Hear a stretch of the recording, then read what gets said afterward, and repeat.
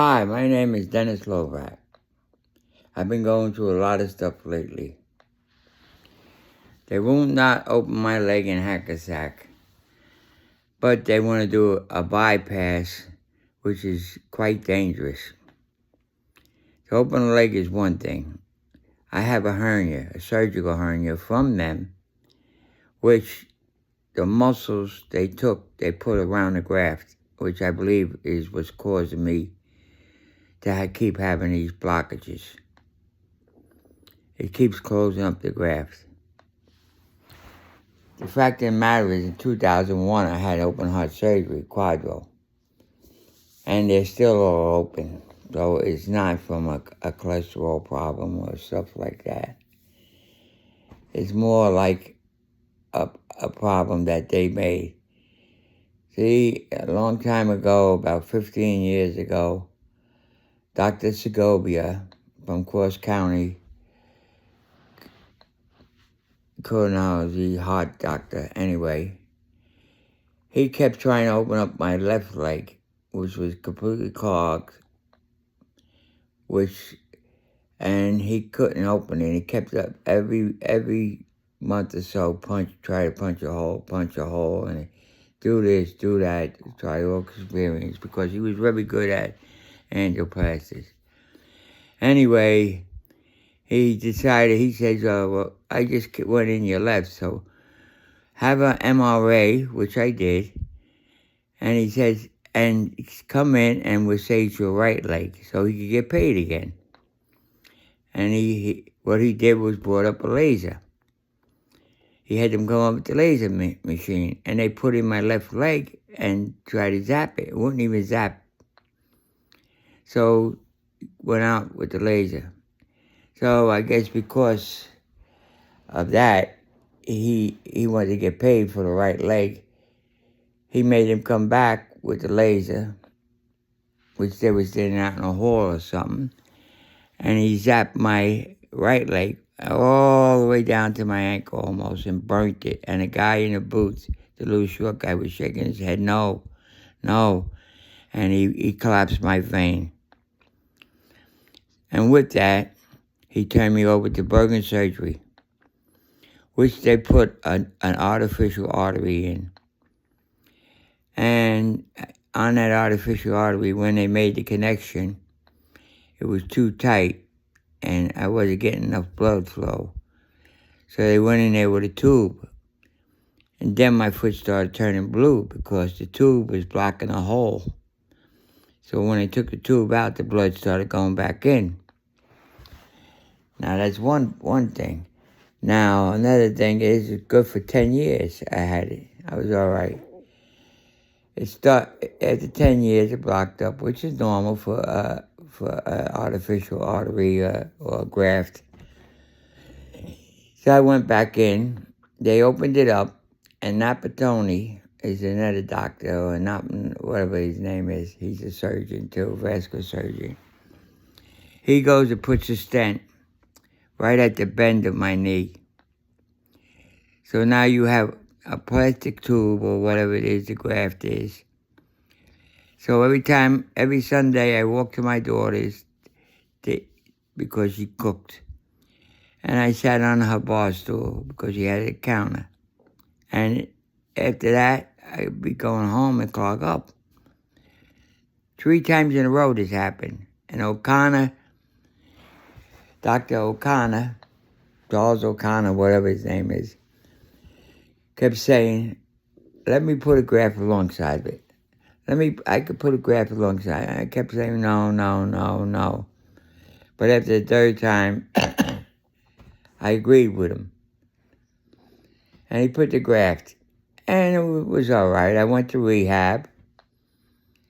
He made the slit. He glued it and then put a wound vacuum on it.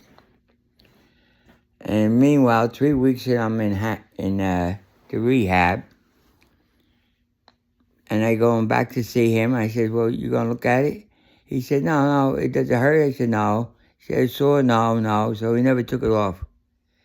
The wound vacuum was never taken off in 3 weeks. It fell off. Anyway, I came home after that from the rehab, And it was still sore, and it wasn't sore or nothing. One day getting out of bed, because you put your leg out first, it opened up. So I went back to Hackensack. And what Hackensack did was they took blood work, and I waited in a room. They never sealed it. And they said, "Oh, you go home. You got no infection." And they gave me a release. I went home. Later on that night, about 12 o'clock, they called me. "Oh, we made a mistake. Can you come back?" So I went back the next morning, and figuring they're going to just clean it out and stitch it up. Instead, what they did, they had a doctor that cut me all open here, took all my muscles and put it down there and gave me this big hernia. And now the hernia is all wrapped around the graft, because that's where the slit was, where they made the connection. So now they got muscles all wrapped around there. So now, it wasn't bad, but now what happened is I wind up getting sick, and they kept putting me on all these steroids because I had COPD, a lot of steroids. Steroids this hospital, steroids this hospital, 6 hospitals in like 3 months. And 2 doctors. So it's doctor to prescribe steroids and antibiotics, another doctor from Optima. And now it seems like it's clogging up more. I went to RW, they opened it up.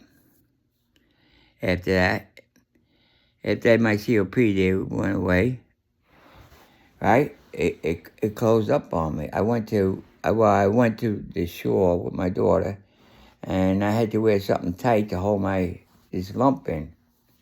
And what happened, it closed up on me in a week and a half. So I go back to Hackensack. Dr. DeCaro, he opened it up.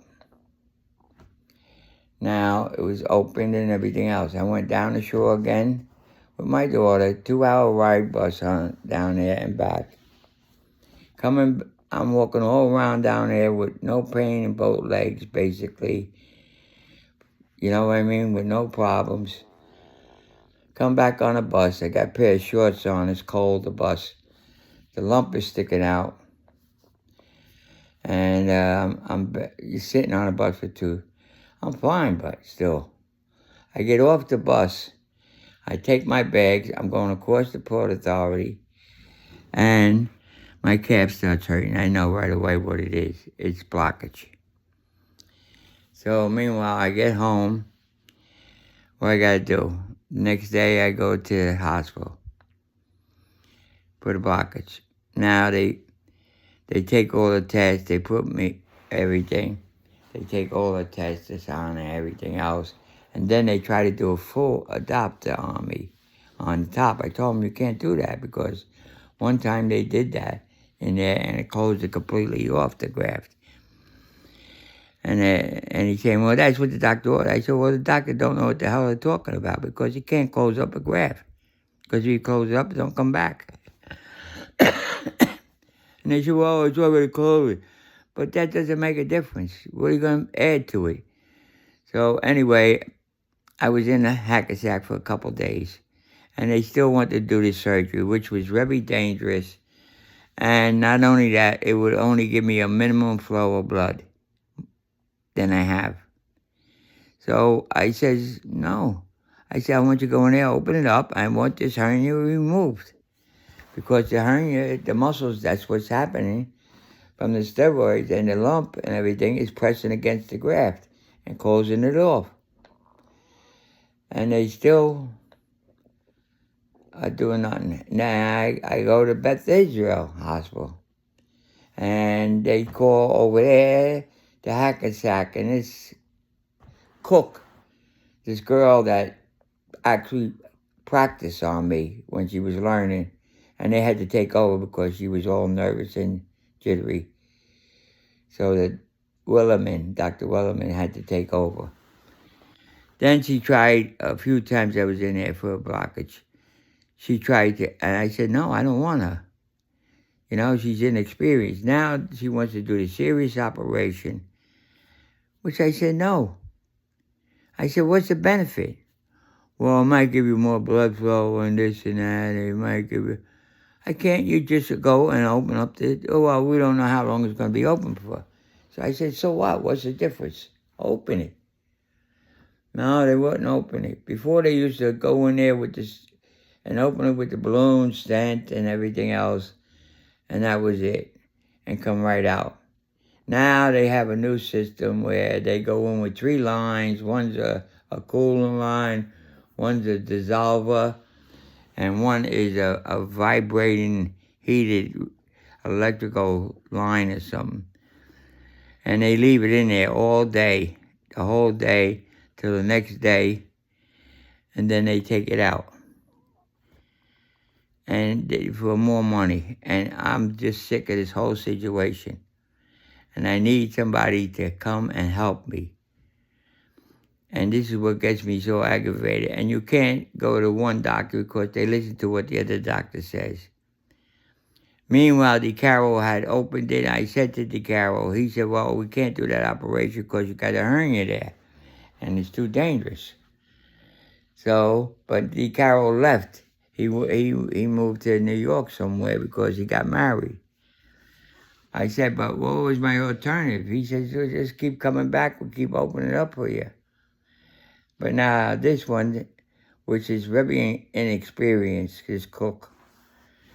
And now all the rest are just taking information from her. I need somebody to go in there and open it up. Then I need this hernia with these muscles removed from my groin. Because that's what's happening. Every time I bend over or something, it cuts it off. And nobody's listening to me. And no doctors listening to me. I'm 78 years old. I don't have much of an education. I never tried suing them. I went to Hackensack once, and they went in my leg, and they said, oh, you got no blockage, go home. Next day, I went to Hudson Regional, and they did exactly the same test, found the blockage. They had to send an ambulance to pick me up to take me to Hackensack to have it open. So these are some of the mistakes they make in Hackensack. And then the doctors, after they make a mistake, they don't want to see you no more. So Segovia, which was my doctor for like 10, 15 years, all of a sudden he don't see me no more ever since he burnt and collapsed the vein. He didn't want to see me no more. He was a heart doctor. Then, now, the other one is O'Connor. He don't see me no more. He sends his workers there. He don't want to see me no more. So, what do? What's my process from now before I lose my leg? Because the operation is serious and it's not even that much more benefit. Meanwhile, they're not even touching my left leg, which is completely clogged except for a collateral vein. But the right leg, they took the veins out from my heart. So in 2001 now, it's now 2025, I have no problem. I'm still all open. They went in. All my veins in my chest are open. So it's not a matter of high cholesterol or stuff like that, because it's the legs, and it seems to be the hernia. Every time I bend over or do something with the hernia, that's where she clogs. She clogs up after that. And I know the first signs is the calf hurts, then the bottom of the foot gets cold, then there's numbness in the foot.